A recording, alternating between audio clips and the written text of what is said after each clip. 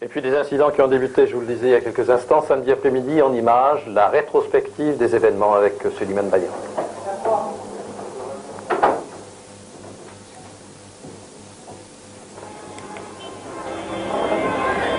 Place du Barachois, hier après-midi, 17h, le cortège des partisans de Téléfreedom arborant des drapeaux blancs arrive dans un concert de klaxons.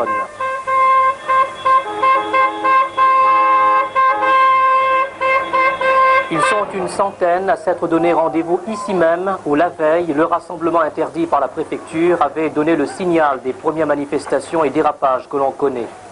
Dans les bars et cafés de la place, on range le matériel. Très vite, le climat se dégrade.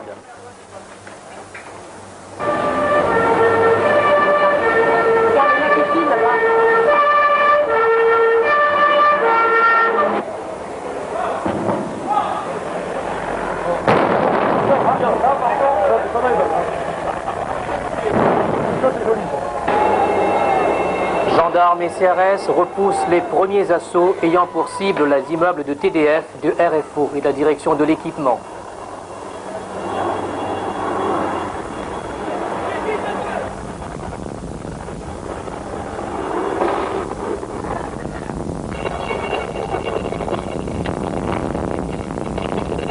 La nuit commence à tomber sur Saint-Denis, la manif tourne à l'émeute.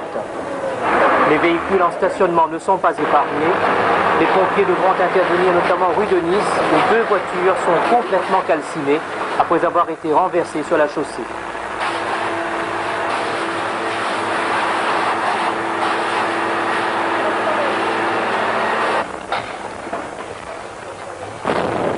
Petit à petit, le groupe des manifestants recule, tout d'abord du côté de la gare routière, boulevard Lancastel, puis en direction du carrefour du Butor.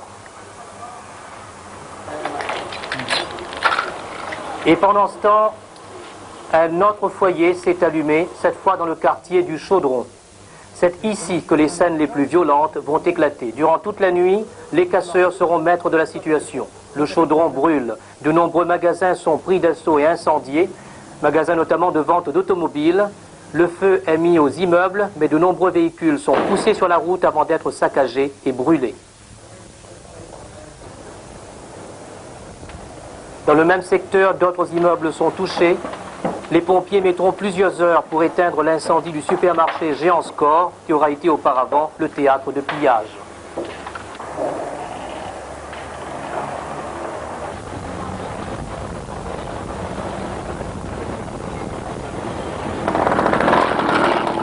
L'immeuble de la Banque de la Réunion, également touché par les jets de galets. Magasins et véhicules incendiés, panneaux de signalisation arrachés, routes jonchées de débris de toutes sortes, des barrages de galets encore ce matin sur la route. Quand le jour se lève sur le Chaudron, des colonnes de fumée s'élèvent dans le ciel. Les pompiers sont toujours là, à pied d'œuvre, pour continuer d'éteindre le brasier d'une nuit bleue, symbole du mal-vivre et peut-être l'épicentre d'une certaine forme d'explosion sociale.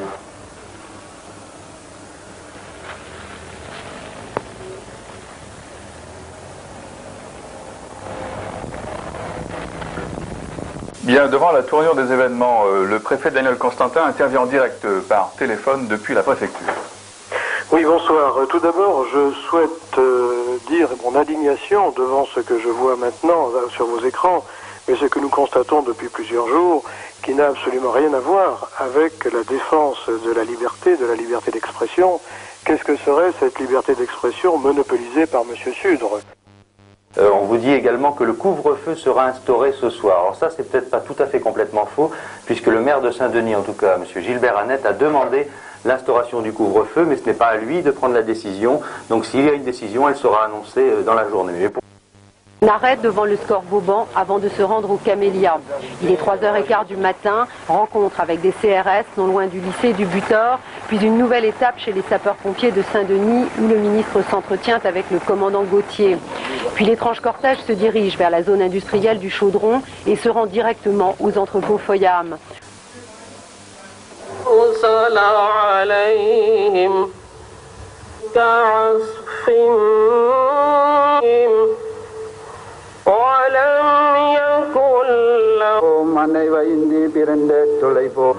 C'est tous les jours qu'il faut mener la bataille la plus dure, contre toutes les justifications de la violence qui ne peut qu'engendrer la violence. Nous tous, en nous-mêmes retrouvés, tous réunis. Et puis le ministre des Dom-Tom est revenu sur le rôle joué par Radio Freedom lors des événements de ces derniers jours. Sur le rôle qu'a pu jouer Radio Freedom depuis quelques jours, je crois qu'il est profondément scandaleux que la désinformation, la malhonnêteté véhiculée par le média de M. Sudre a certainement joué un rôle dans le déclenchement des événements de ces derniers jours. J'ai su notamment que des affirmations du genre « les CRS tirent des balles explosives », ce sont les CRS qui ont fermé les portes sur les personnes coincées dans l'incendie du géant du meuble, de telles informations ou affirmations sont inimaginables et seront qualifiables juridiquement. Freedom, il était interdit à La Réunion. Il était interdit à La Réunion. À l'heure actuelle, pourquoi on a laissé parler pendant 5 ans? Je ne vois pas pourquoi. Les premiers débuts, il fallait le couper. Vous voyez? Monsieur Camille Sudre, le président donc, de Téléfreedom, vous a adressé un communiqué où il demande l'ouverture de négociations. Vous êtes prêt à le rencontrer? Moi, je suis surpris par ce communiqué. J'ai reçu effectivement un télégramme où M. Camille Sudre estime qu'il maîtrise ces manifestations, et à ce moment-là, il est évident que nous pouvons discuter avec lui, où il estime qu'il n'est pas responsable de ces manifestations et qu'il ne les conduit pas, et je ne sais pas à quoi pourrait conduire une discussion avec lui. Ou les contents avoir le RMI, ou les contents avoir un CES, avoir un travail. Mais où ça, ils sortent cet argent-là s'ils sortent pas avec bonnes oreilles en France? Je crois qu'en fait, dans cette affaire, ce que je n'accepte pas, c'est qu'on ait utilisé des réunionnais, et particulièrement des réunionnais de conditions modestes, pour satisfaire, je dirais, les fantasmes et la mégalomanie d'un homme. Cela, c'est inacceptable. Voyez-vous, je voudrais m'adresser ce soir à tous mes compatriotes et leur dire, on n'a pas besoin de donneurs de leçons à La Réunion. On n'a pas besoin d'aventuriers venus d'ailleurs. Il est tout à fait scandaleux que des initiatives de quelques personnes s'appuyant sur une radio, dont le langage démagogique, insensé, est une honte au regard de notre démocratie. Nous, les grands-mères, on a grands-enfants, on a petits-enfants, que de voir quelque chose comme ça. Voilà. Mais seulement, elle était excitée un petit peu par le préfet. Voilà. Parce que dès l'envoi, il casse le média d'homme, dès l'envoi CAS pour les zen à révolter.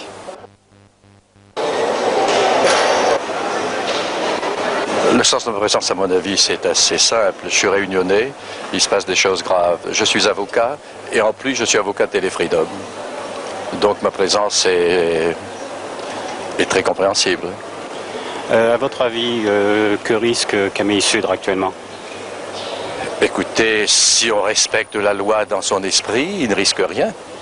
Maintenant, je ne sais pas, quand l'État, le pouvoir central, provoque une population et qu'on aboutit à cette situation-là, on cherche toujours des responsables. On cherche toujours un complot afin de masquer ses propres responsabilités. La responsabilité première, c'est que la Réunion, et l'exemple de Téléfreedom est là, est soumis à un pouvoir central qui procède par manière autocratique à partir de Paris, sans tenir compte de la vie de la population. Alors, tu rentres à la radio, enfin à la télé? Je t'ai reporté que je viens de voir. Est-ce qu'on peut avoir des précisions sur vous êtes pour ou contre la reprise de Freedom des émissions de télé? Je pense que la situation créée est telle que si d'une façon ou d'une autre, il n'y a pas une solution donnant satisfaction aux téléspectateurs de Freedom, on va vers une frustration qui explosera tôt ou tard. Avec la certitude que tout allait se passer relativement bien. Pour quelle raison, ce dimanche matin, y a-t-il eu saisie des émetteurs? Ça, c'est une question que je pose, pas à M. Lex Cromwell, mais aux autorités qui ont exécuté cette décision. Alors, il semblerait qu'il y ait eu des tractations. Il n'y a pas eu de tractation, tout au moins de notre côté. puisque j'étais à Paris, je vous dis, le 13 février, j'ai vu un peu tout le monde. Sur place, en tout cas, ce qui est certain pour nous, c'est que le CSA a décidé cette saisie, que M. Annette, le maire de Saint-Denis, a été informé de cette décision. Alors, ce boycott généralisé de tous les annonceurs de Freedom, je ne crois pas vraiment à un hasard. Il a dû être organisé par un syndicat patronal. Qu'est-ce que vous en pensez? Est-ce le vôtre? Et est-ce que vous pensez que c'est une bonne chose de boycotter comme ça un moyen d'expression? Votre réponse, Jean Châtel? Écoutez, elle est très claire, ma réponse. Et j'irai pas par quatre chemins. Je vous dirais que c'est exactement notre union patronale qui, effectivement, a boycotté Freedom. On disait à Téléfreedom, changez de canal. Téléfreedom a dit oui. Changez de nom, oui. Licenciez votre personnel pendant 3 mois. Téléfreedom a refusé de licencier son personnel pendant 3 mois et d'arrêter. C'était une demande exorbitante. Et on pouvait continuer à négocier à ce sujet. On n'a pas voulu. On a voulu l'épreuve de force. On a voulu l'épreuve de force en sous-estimant la popularité de Téléfreedom et en sous-estimant le ras-le-bol de la population de ce pays. Venus seuls, en groupe ou en famille, jeunes et moins jeunes, très tôt ce matin avec riz et carie, sous les kiosques ou les zones ombragées, on attend l'heure du pique-nique qui se veut tranquille. Un soutien à Freedom, un soutien pacifique, je tiens à le dire, je suis contre toute violence, je suis pour la pluralité, je suis pour RFO, pour Canal+, mais aussi pour Freedom. Et si certains ont des motivations purement télévisuelles, d'autres, en revanche, peuvent avoir des revendications plus profondes.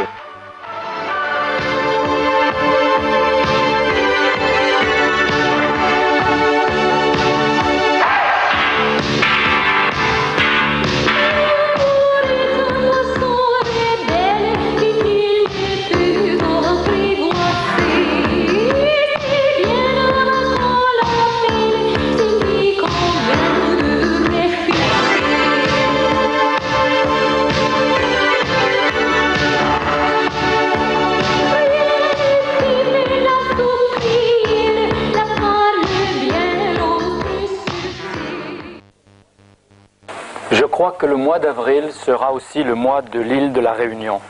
Elle est en pleine effervescence, cette île. Elle attend les prochaines décisions de Paris qui pourraient aussi bien déclencher des violences que ramener la paix civile. Et au cœur de la tourmente, il y a la télévision Freedom, Téléfreedom, qui est devenue pour les Réunionnais une sorte de symbole de plus de liberté et de plus de justice. C'est pourquoi, Camille Sudre, bonsoir, je vous ai demandé de nous rejoindre et de venir avec nous ce soir pour me dire ou m'expliquer, et à travers la 5 aux Français, comment, pour une télévision, on peut provoquer des émeutes et des morts, parce que vous passez là-bas, et pas seulement là-bas, pour une sorte d'agitateur. Oui, oui. Non, les Réunionnais ne sont pas battus simplement pour une télévision. Comme vous l'avez dit, Téléfreedom est considéré là-bas, à La Réunion, comme un symbole, le symbole de la liberté d'expression. Pendant 5 ans, eh bien... Vous avez été hors la loi pendant 5 ans entre nous. Oui. Hors la loi pirate, vous n'avez jamais eu d'autorisation pour... Oui, mais hors la loi, mais soutenu par l'ensemble des élus de La Réunion, soutenu par la population. On nous a toujours dit que Téléfreedom devait rentrer dans un cadre légal. On a laissé les gens s'attacher à cette télévision. Cette télévision leur a donné la possibilité de s'exprimer et tout d'un coup, on leur a supprimé brutalement. Pourquoi les autres ne leur donnent pas? Ils ont RFO, ils ont Réunion Antenne, oui, ils ont Réunion, une antenne Réunion aussi qui vient de commencer. Ça ne suffit pas, il faut qu'il y ait Sudre. Il y a RFO, la télévision d'État officielle. Et alors? Il y a Antenne Réunion, qui est une télévision payante, à péage, qui est Canal+, et qui a remplacé Téléfreedom, une télévision populaire et gratuite. Pourquoi quand vous parlez, vous dites assez souvent un statut d'oppression, de corruption? Est-ce qu'il y a un statut colonial encore à l'île de la Réunion? Attention à ce que vous dites, c'est important. Oui, oui. Eh bien, voyez-vous, tant qu'à la Réunion, il y aura autant de différences entre un citoyen français de métropole et un citoyen français de la Réunion, on sera dans une situation néocoloniale. C'est quoi la différence? C'est quoi la différence à le dire. Ben, la différence, c'est que les citoyens français de la Réunion n'ont pas les mêmes droits, ils n'ont pas les mêmes prestations, ils n'ont pas les mêmes allocations familiales. Le SMIC, le minimum, le salaire minimum n'est pas le même, il est inférieur. Et puis aussi à la Réunion, il faut le dire, il y a de grandes disparités, de grandes injustices. Et ça, c'est pas acceptable aujourd'hui. Simplement, ce que je vous concéderais que sur Antenne Réunion, il y a quand même une certaine liberté d'expression. Vous parliez de liberté d'expression au début. Je crois que vous avez eu toute liberté de vous exprimer, les téléspectateurs aussi. Oui, non mais je dis que cette télévision, Antenne Réunion, est le résultat d'une magouille. Vous n'y êtes pour rien, vous. Il ne faut pas vous ressentir tout de suite coupable pour tout. Ah non, vous n'êtes pour rien, vous. C'est pour rien. S'il vous plaît, Camille Sud, c'est pas un débat entre Antenne Réunion et vous. Ça, là. Ça, c'est de la magouille. Parce que ça a été payé. C'est du bois. C'est du bois. Non, ça a été payé par le contribuable et offert non, à là, on ne peut pas accepter que vous disiez ça. C'est absolument faux. Nous vivons sur un budget uniquement publicitaire et vous le savez très bien. La SAMPA a été payée par le Conseil général. Merci. Nous allons terminer cette émission. Nous allons terminer cette émission. Il est 20h30 et nous devons rendre l'antenne à nos partenaires de Canal+. Vous voyez que vous n'êtes pas si libre que ça. Non, écoutez, il est 20h30, nous avons des délais et nous sommes à l'heure pile, nous essayons de faire une télévision professionnelle et nous terminons et commençons les émissions à l'heure. Merci de votre attention, merci aux téléspectateurs qui ont appelé et bonne soirée.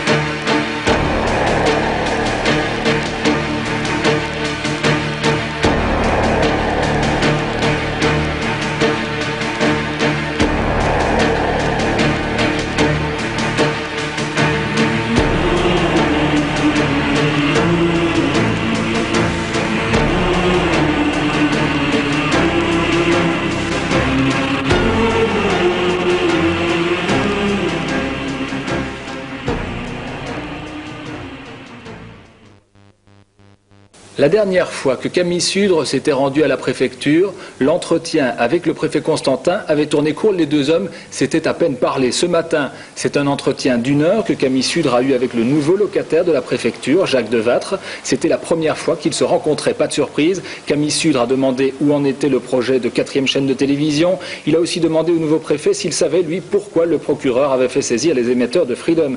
Et je dis qu'on ne pourra pas encore longtemps cacher la vérité aux Réunionnais. Il faut que justice soit rendue à cette population qui s'est battue pour la liberté d'expression. Alors est-ce que vous avez eu des ébauches de réponses sur tous ces problèmes? Le préfet ne m'a pas mis à la porte. C'est déjà un élément de votre réponse. Mais vous venez du quartier du Chaudron.